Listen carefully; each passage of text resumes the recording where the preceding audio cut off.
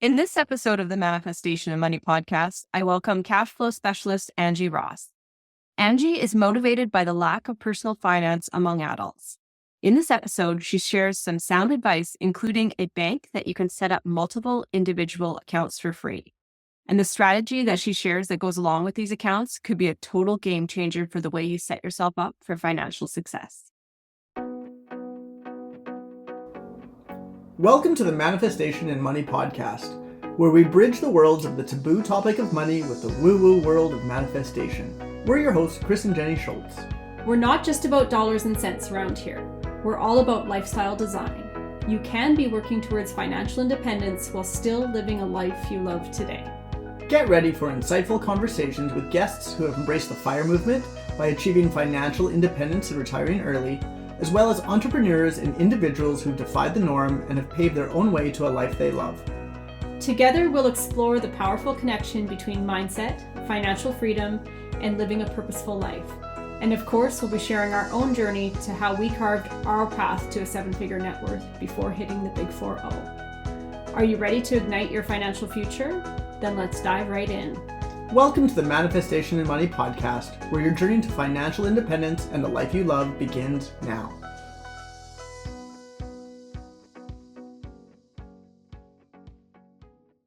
Welcome to the Manifestation and Money podcast, Angie. Thank you. I'm excited to be here. Thanks for having me. Definitely. Can you share with the listeners a little bit about who you are and what your story is? Yeah, so it's kind of funny. I was a personal finance teacher at the high school level for around 18 years, which is aging me. So maybe we shouldn't talk about that too much. But what ended up happening was the parents kept asking me for help with their money. So they would email me, they would ask me for some of the content that I was delivering to their kids. And so I started to recognize that out there in the world, there's a real lack of general personal finance knowledge because we weren't taught when we were younger.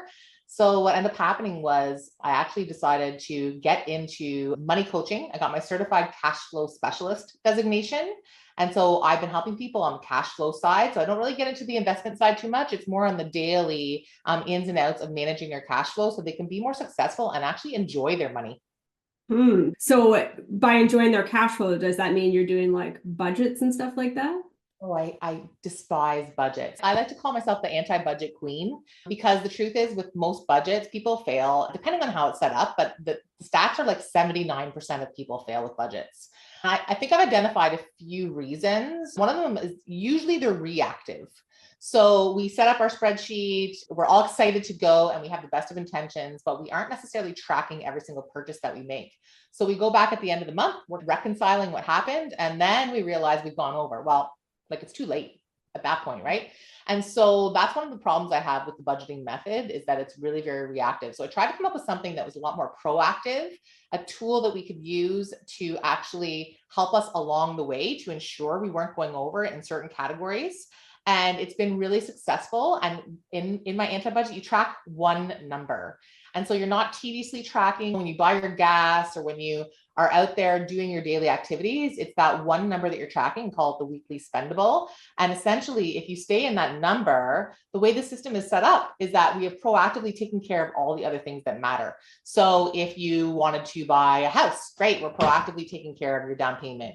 If you wanted to save for retirement, awesome. Vacation is a big one for me because we always prioritize vacation yearly. We're saving for that ahead of time. And so when we're coming up with that weekly spendable, we've already taken care of all the things we care about. And we're basically able to spend the rest guilt-free, which is also a really amazing byproduct of using kind of an anti-budget system. That's fascinating. So you are, in a sense, pre-allocating your money coming in to the places that you are prioritizing. Like you said in there, one of your buckets is vacation, which I think I would hold near and dear to my heart too. So that is already pre-planned. And do you have it set up so it's pulling into a separate account for that? Or how would you manage yourself in making sure that it's going to the right spot? So I do. I call them life jacket accounts. A lot of times people may hear the term sinking funds, but to me, sinking funds is very negative. I don't really understand that because I find these life jacket accounts actually prevent our cash flow from sinking. So I call them life jackets because they're preventing us from drowning. So what I do is I actually have an automatic amount that's been established based on what we want to do every year. So our vacation fund is like over $1,000 a month that we put into it. and it comes out at the beginning of the month. So we can't spend it, and it goes directly. Right now I'm using Wealthsimple for that. And I don't work for them. I get no affiliate income. I do not sell any products. But basically, you want to look for a high yield savings account that's giving you 4%-ish is what it's looking like right now. And one of the reasons I choose Wealthsimple or Neo is they allow you to name your buckets. So I actually keep my savings separate. I have my vacation savings. I have my Christmas savings. I have my kids' activity savings because kids are expensive. I have my house and car repair fund, and that's a big one for people. They don't save for that. And they're like, well, it's an emergency. I'm like, it's not an emergency. If you own a house and a car, it's going to break down. So I don't call those emergencies. I save because they're going to hit me. It's just when, right? And so those life jacket funds have been a game changer for myself and my clients as well. Yeah, definitely. Now with Wealthsimple, I know I was going to do something similar like that at my bank account, and every little account, they wanted a $4 charge for that. And I was like, well, now I feel like it's nickel and diming me for trying to be proactive with my money. With Wealthsimple or Neo, was that the other one? Yeah, so there's actually 3 that do it really well: Wealthsimple, Neo, N-E-O, or EQ Bank. Wealthsimple never used to let you have the buckets. So you could have one cash account making 4%, no fees. But now they've allowed you to make multiple cash accounts. You can name them all appropriately, 4% interest on each one, no fees. And it's the same with Neo and EQ Bank. I chose Wealthsimple. One of the reasons I chose them recently is because if you are familiar with CDIC insurance, which is basically if a financial institution goes under, that insurance will cover you up to $100,000 is the typical amount. But that's just for savings and GICs and those interest-bearing vehicles. It's not for stocks, just to clarify, because sometimes people are like, well, I bet poorly on a stock, I'll just get my CDIC insurance. I'm like, that doesn't work. But Wealthsimple actually upped the level. They have $500,000 of CDIC insurance. So for someone who may be sitting on large GICs or large savings accounts, they're a little bit more protected if they use Wealthsimple, which is why I've kind of gone back to them. I got away from them just because they didn't have the buckets, but now I'm back to them because now they have the buckets. So I'm like, yay, they're bringing all of the tools. Yeah, that is neat. And so with Wealthsimple, they're like, are they an online bank? And do they provide like mortgages? Like how else are they making their money if they're not charging money on the accounts? Yeah, they make money when they're dealing with the investment side. So they have robo advisors that would charge a percentage for that advice. It's still going to be a lot less than a financial advisor is charging, to be honest with you. But they are making money on that side of the platform, but they aren't making much with the savings. The only way they're making money with the savings is by lending it out on the other end and charging more interest for that. But again, they're like, one of the things I get questioned on a lot is the safety of them. And I like to talk to people about the fact that your regular bank, your CIBC, your TD, your Royal Bank, if you have money in a savings account, it's CDIC insured exactly the same way. So the level of safety is the same essentially for both of those banks. And the reason Wealthsimple can pay you more interest is because they don't have physical locations and the costs associated with that. So I love using them. I'm getting the same level of safety, if not more, with the $500,000 worth of coverage. I'm getting a higher interest rate because I think Royal Bank was offering me like 0.5% interest compared to 4%. And calling it high interest, right? No, an 80 times differential. I'm like, okay, it adds up. People don't realize if I'm going to sit my money there for a while waiting for my vacation next year, I might as well make something with it. I'm so glad that you've offered that insight on Wealthsimple, because I do see it pop up in the FIRE movement groups where people are trying to pull their money and use like those, like you said, the robo investors for their investment savings money there. But I never really thought about just the savings account side of it too. So thank you for touching on that. No problem. It's a great tool. Highly, highly suggest it. Yeah. So what are some other things that you suggest to your clients when they come to you and they're having this almost like you're reframing them from not knowing what to do with their money, skipping the budget part so you're not coming at it from a negative angle? What else do you kind of work with them on? I mean, I always start with actually knowing your numbers. So I have an analyst that works for me in-house.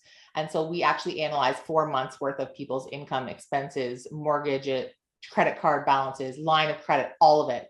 Because oftentimes I'm working with people who make what they would deem to be good money. And they're like, where the heck is it going? Right. And so we want to know that first. And it's not from a place of shame or guilt. It's simply from a place of fact, because I know a lot of times people want to take on their finances and go after it, but they really are starting from a place of fiction. So they'll be like, oh, I think we spend this much on groceries. I'm like, great. What do we actually spend on this? Right. Mm-hmm. Or a big one for me is renovations. Like I had someone tell me that they had their master bathroom reno fund was at about $6,000. They were almost ready to go. Well, I just had my master bathroom done for $30,000. Mm-hmm. So if you don't have the actual appropriate numbers, what is the point of even building a plan? Right? Mm-hmm.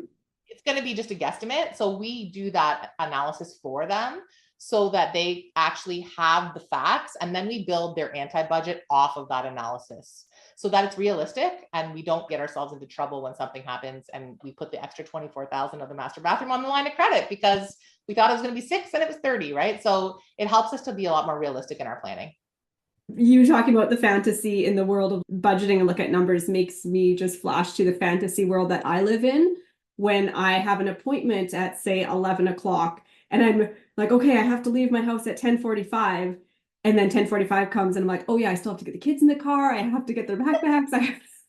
I live in the fantasy time world. So I can totally see how people would do it in the money landscape. And are there certain places that you see people getting hung up on? Like, do we have a theme? There is. And so that's where the spendable comes in, because it is used to control your unconscious spending in those areas. It is retail, food, and entertainment. Food is a huge one. And it's even worse now because food prices are up, which isn't necessarily that person's, like, it's not the cause of whatever that person's doing wrong, but they don't recognize how much they're spending on food. And honestly, there's no judgment over here because I did the analysis for myself and my household finances on myself and my husband. Mm-hmm. And we found $2,000 a month we were spending on stuff we didn't care about. And I was like, whoa. So that's actually what allowed me to get out of teaching, because that was about half my take-home pay.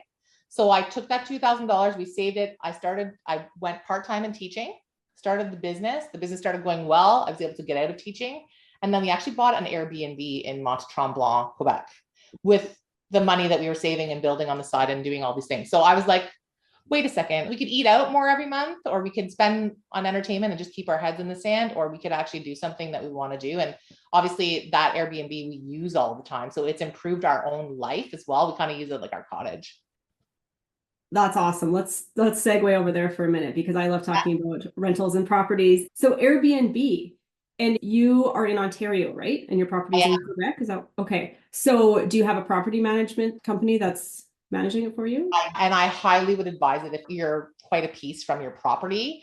Mont-Tremblant is very busy. I'm not sure if you're familiar with the area, but it's kind of like Montreal's Muskoka, for lack of a better phrase. And so it's a very busy place.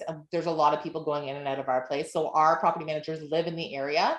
And the other thing I will say is we started with one property manager and we're no longer with them. So you really have to do your due diligence, because our revenue has gone up 60% since we switched property managers. 60. Yeah. Okay. We started with a big company, and to be honest with you, it's not their fault. It was employees, but do they really care if they book a lot more nights? Probably not. It doesn't impact their salary. Now we have a couple and they own the place beside me, and they do property management for about 5 locations. And when they book nights, they get more money. They're the owners of the company, and they take more care and more pride in their work, and they're actually involved. So it's been a game changer, honestly. And even just owning that property has been a game changer for our life and how we feel about using that money for our own pleasure. Yeah, that makes total sense. Our properties are not short-term rentals, and my kids are still young, but one day I want to flip the switch and do that. But I think for me, I'm still in the headspace of, I would do it myself, right? You can do it yourself too, but it's a lot of work. And for me, I'm like, okay, if I pay them 15%, I'm like, and they go and do all of these things, it's well worth the money for me. Like, even they handle the guests if there's an issue or anything. They are very, very proactive. But again, it's all in who you get. So you really have to do your research. I also own a long-term rental as well. I much prefer the Airbnb. Yeah. And I think it's just because we get to use it for pleasure, right? And so we get something out of it versus just a property sitting there. We're not waiting for it to just build equity for us to enjoy. We're enjoying it in the current time frame. Yeah. So since you have that glimpse into both worlds, what are some of the pros and cons that you see between the short-term versus long-term? Yeah, like here in Ontario, there's been a lot of issues with our landlord tenant board. So if you have problems with a long-term renter, you can't really get them out. Short-term rentals, you don't have that issue. Now, short-term rentals, you're going to have more little things pop up. Like you're going to get more messages on a regular basis of the hot tub's not working, or this needs to be fixed, or there's a lot more of that going on. Long-term renters, we don't hear from them a lot. Also, I would say depending on where your short-term rental is located, the revenue potential is quite a bit higher. So we bought in a place that's a 4-season rental area. Like they're skiing in the summer, it's like a mini Europe. And in the fall, it's beautiful. So really there's about 2 months of the year where people don't rent. So because we get all that rental revenue for the 10 months, it makes a lot more money than the long-term rental does. But again, it's more variable. So right now in the economic timeframe that we're in, it's not that great for people. Bookings haven't been as great as they usually are, and they're coming in a little bit more last minute. So a little less financial stability, more revenue potential, a lot more fun. So it kind of depends too on how much you need to make with it, right? Like we just want it to cover itself so that we can enjoy it and not have to worry about the costs. Yeah, definitely. I have a personal question for you now. So you were working as a teacher in this, get your salary, probably have a pension tied into all that. You make this flip into entrepreneurship and property ownership. How has that changed your world? Like, does it, just from your perspective, to me, that's a scary quote unquote leap for a lot of people. Yeah. Funny enough, I would never have done it if we didn't analyze our numbers. Because I was at golden handcuffs 100%. I was making good money, but about 100K as a teacher in Ontario, had the pension, had the summers off, as everybody talks about, which I loved, but it's not a great reason to do it 10 months of the year. But yeah, I loved it. Never complained about that for sure. But it was definitely a scary move. So I kind of did it in pieces, right? So I did the let's go part-time. So I was able to work part-time as a teacher in the mornings only, and then build my business up, which is really nice and something that not everybody has. But now that I'm in the business world, and I taught business, I taught personal finance, so I'm very familiar with the terminology. So I had a bit of a leg up that way. But I would say that it allows me more creativity, way more flexibility. I just find that you eat what you kill. And so you're out there, you're motivated. Quite honestly, I loved teaching for a long time. I loved the kids, but there was a bit of stagnation setting in from a personal standpoint. And also just the institution itself is a little bit broken. And so I needed to do what I needed to do for my own personal growth. And it's worked out really well. And yes, it was scary, but having those numbers behind me and knowing the numbers made the transition a lot easier. That's valid. So what is a piece of advice that you have for someone who's sitting in your shoes, that you were contemplating taking that leap of faith, going from full-time, even just down to part-time, to go out and do your own thing? I think you just have to take a small step forward. And I would say this with anything, like you're looking at fitness changes, money changes, career changes, like it seems so scary because everybody looks at the big picture and is like, oh my goodness, how did they get here? Right. And I think about even the investment properties. If I'd have thought about all the things I would have to do, I would never have purchased the first one. It was like, okay, I'm going to learn as I go. And that's the way that humans learn. We have to jump in. So take that step forward in faith and know that you'll do that work and make it what it needs to be successful. And if you don't, you're going to learn something along the way. Not everything's a success. There's been times where I'm looking at that long-term rental going, oh, we had a hard time getting out for a while. And I was like, why did we do this again? Right. And so you're going to have those moments, but you learn through them as well. Mm-hmm. Yeah. Personal growth is kind of part of our journey, isn't it? I think it's the whole journey, yeah. Right? Like at the end of the day, I'm like, if I'm sitting in that school and I'm thinking the whole time waiting for 4:00 to come and I'm disengaged, I'm not doing anybody any favors. So I need to make a change, and I need to recognize that, and I need to do what's best for myself. Yeah. Yeah, absolutely. There's power in that.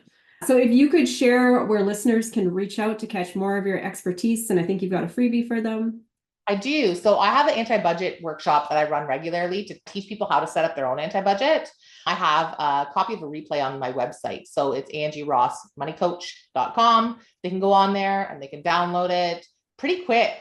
I tend to not mess around. It's like 10-minute video with a fillable workbook they can put their own numbers into and figure it all out. And then if they need extra support, they can always book a call with me to chat about it. But yeah, that's the first step, will be going on there and grabbing the freebie. Or I also post a lot of content on Instagram. So they can find me on there as well at Angie Ross Money Coach. Okay, that is perfect. I will drop those in the show notes for them for easy clicking. And thank you so much for joining me on the show today, Angie. Thanks for having me. I really appreciate it. It was a great chat.